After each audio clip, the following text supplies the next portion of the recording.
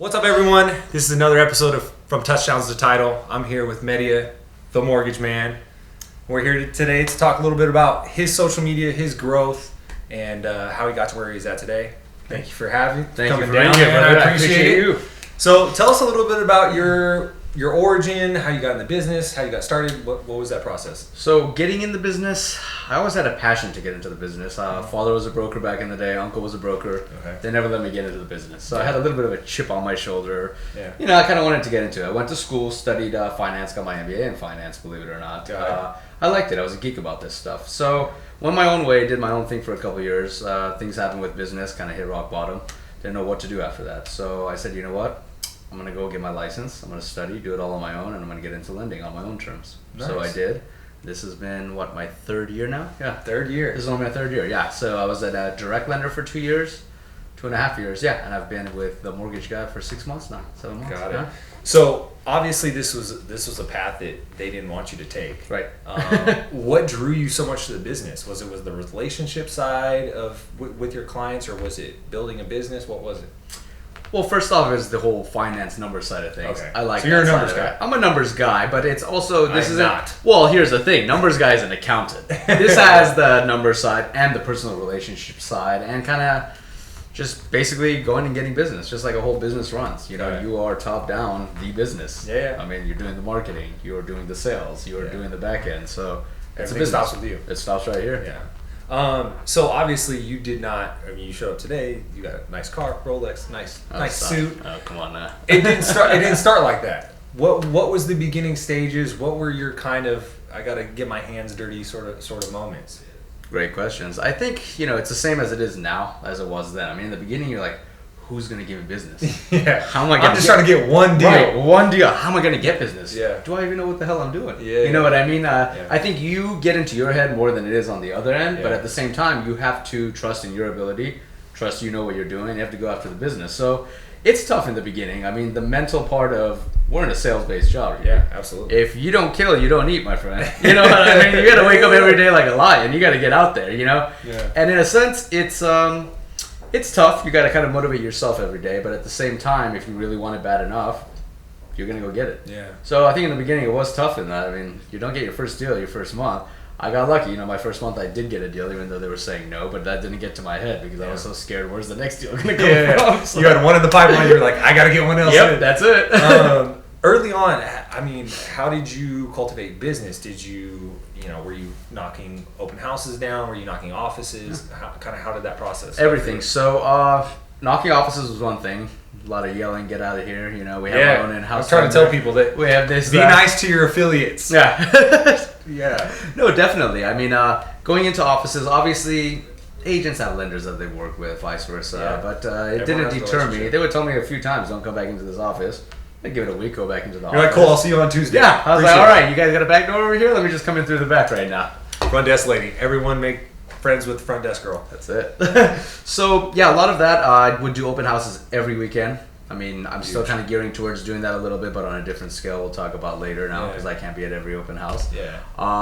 Cold calling, we would even get lists from Title, just anything it took because you can't, there's no person that's too good for a job or they think that their job is too good for them. So anything and anything I would just do. Yeah. From going out there knocking on business doors to going to the brokers to the realtors to cold calling, open houses, anything. Now, at the beginning, was it as targeted as you are now, or were you kind of just going after, like we talked about, like going after anyone to try to get business, or was it targeted? Did you have a plan in place? I did not have it. The plan was get business. If they had Somebody give me realtor on their something. card, I was going after That's it. pretty much it. Yeah. No, the plan was try everything and see what works. I think that's with any business. It's with marketing as well. Yeah. Try all the different channels and then focus your energy on what actually works for you. Yeah. Some people are cold call masters. Some people, let's say on the realtor end, some people are expired masters. They'll get on the phone. Other realtors will say, that never works for you. Don't do it. Yeah. Some are open house masters. It just depends. Find what works for you and stick with that and go after that. Yeah, and I think that's huge because a lot of the times in our business, even in just sales jobs in general, people try to force kind of what they're good at on their clients when their clients might not necessarily be good at that. Like you can't, you can't give value to someone who is good at cold calling if you have no cold call value to bring. True. So I think that, again, we were talking about before we started about kind of business marriages and like working with the right people. So initially when you started meeting with these people, did you have an idea of like the right realtor for you to work with? Like, was that evident from the start, or did it kind of evolve? No, I think for me, it's more personal relationships. Yeah. Do I vibe with that person? Obviously, I have to bring them value. They have to bring value to me. But you don't know that off the bat when you're going and meeting somebody. Yeah. You know what I mean? Just like what we were talking about relationships. Yeah. Same thing. You don't know. You figure that out as you go. For me, I have to have a personal connection. It's both with my clients and the realtors I work with. We have to kind of click. And there has to be something in there where I'm important to them, they're important to me. Yeah. It's not just you're a number, you're just another lender, you're just another realtor. It doesn't work that way. Yeah. You have to know that you guys are down there for each other and when in the trenches. everyone's fighting the same fight, trying to get the deal closed. Exactly. What was the moment for you when you were going through this? And obviously there were slow points, there was times where you didn't have deals. What was the point for you where you're like, okay, like this is it. This is where I'm going to build my, my empire. What was that point for you? Was it a deal? Was it knocking down a realtor? What was it?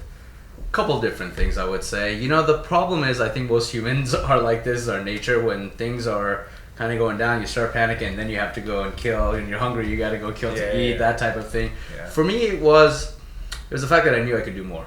I was getting to a point where certain realtors were saying, no, we want to use this lender, not you. But I knew I had more value to bring than that.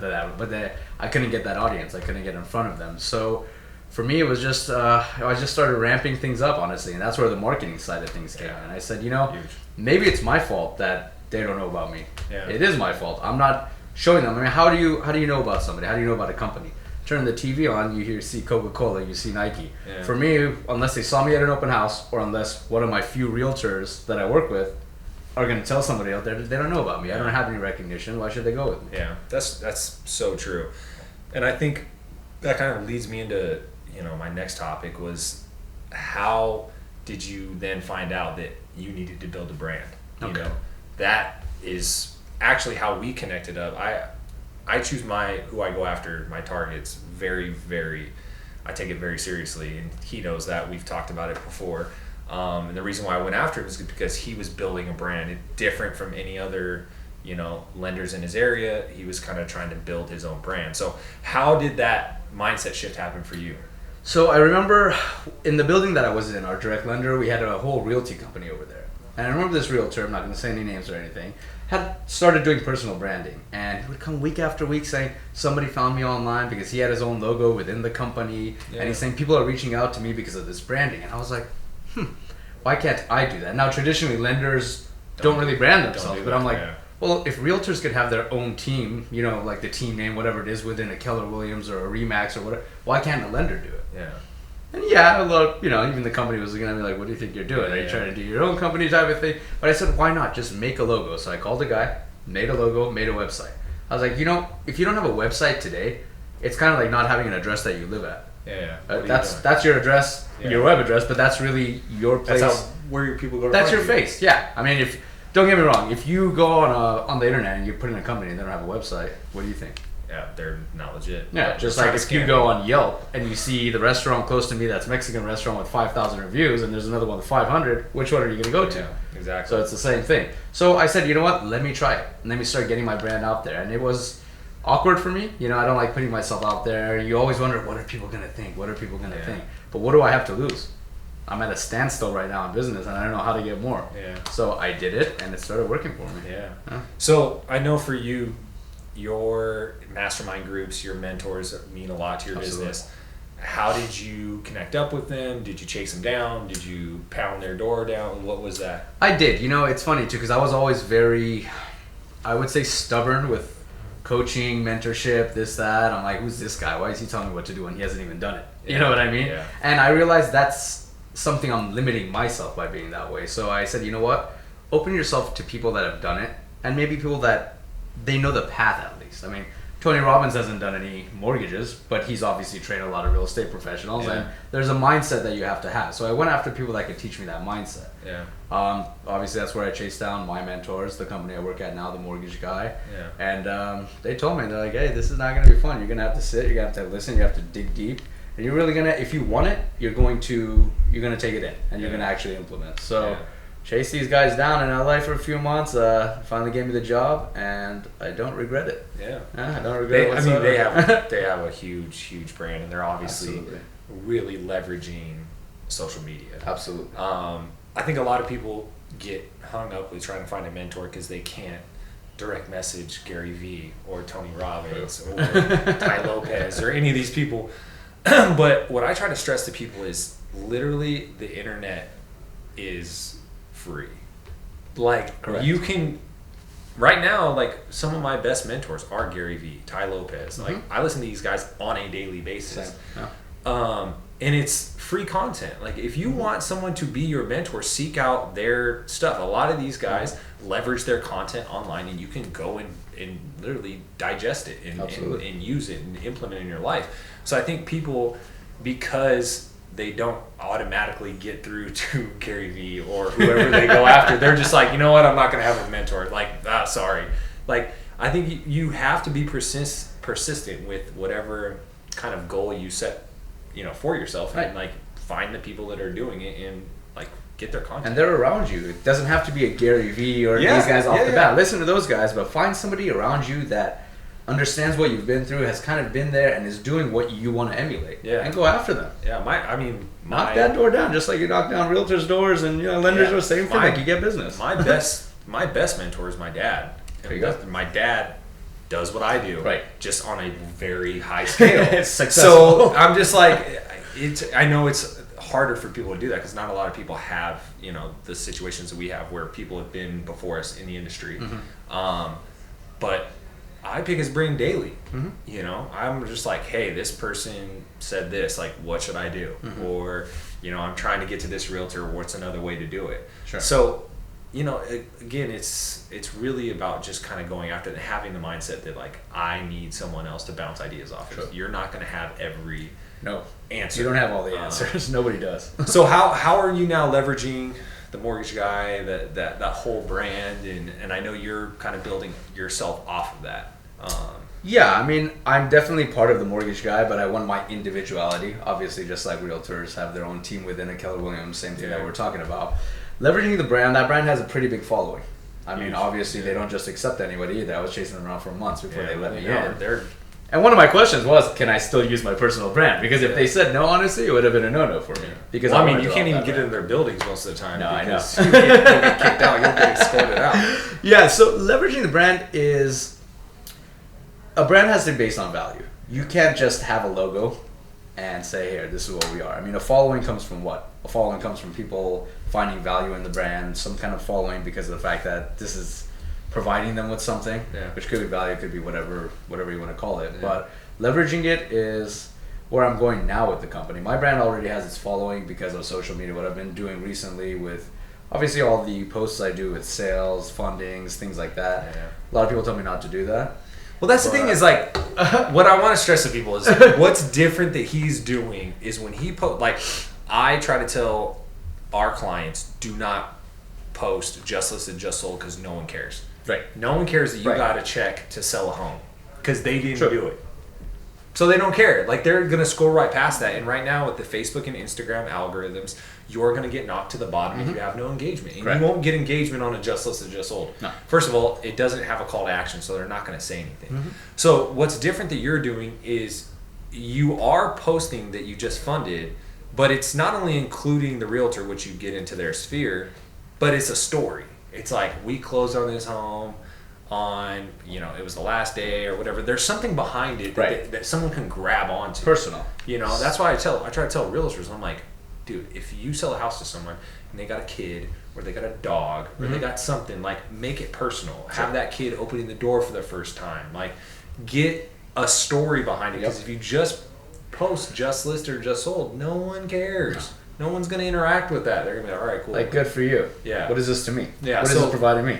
So do your clients really gravitate towards that, or? So, I mean, it's funny. Some clients don't want any kind of exposure. Some do. For example, you've seen I have the shirts, the hats. Like, I send it to the clients. Sometimes they do the selfies. I'll post that online. Yeah. That's showing a story. They're... In some way, that's actually their marketing for me. Yeah. By wearing my branding, by saying this guy did this. And it started to work for me. So I did a deal, where was it? In Canyon Lake, about 2-3 months ago. And this is the first time I started incorporating Facebook ads around it. But that one post, I had a hashtag Canyon Lake, I guess, in Instagram. Yeah. That day, somebody reached out to me in the same area that wanted to refinance because of that post. And this is where it kind of gave me that reaffirmation that this works. Because you go through times where you start doubting yourself. Am I posting too much? Is this right? Is this wrong? And that turned into a deal. Now that's turning into another deal, which I just got yesterday from the same person. Yeah. So it works. It's marketing. You just have to keep on being consistent with it. You have to follow whatever your branding is and just go with it. Yeah. So it works. Yeah, it's one of those things where the biggest thing that people fall short of is the consistency. Because they get to the point, like you said, like I'm bombarding my clients or I'm bombarding social media with all these posts. And it's not like that. If you're providing value, you're never going. Ty Lopez posts 76 times a day, and people consume it like crazy. It's because it's about content. It's content. His content is great. So it's like, if your content is going to bring value, like you're going to be able to get your following to pay attention. Right. So for you, when because your clients are obviously acting, very appreciative of it because they get free branding off of it. Sure. What's kind of what do you think the next step is for that? What is your vision going forward for the whole brand? To tell you the truth, I'm not gonna lie, I'm trying to figure that out as we speak. Yeah. So there's enough of the just funded posts. Now here's the thing.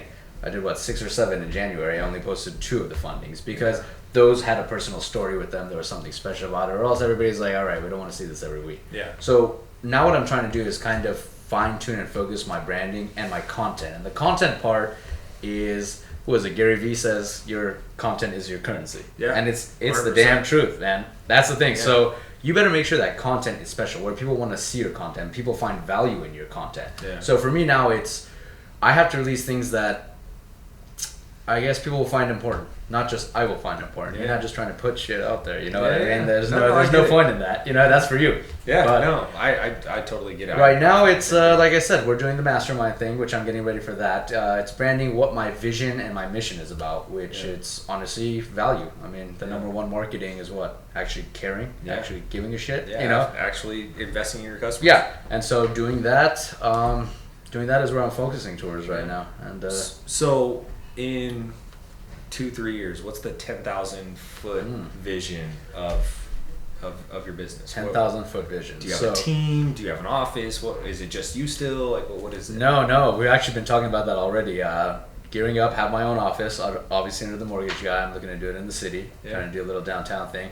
Not quite ready yet to manage people. I don't want to get into that yet. But 10,000 foot vision, own office, own team.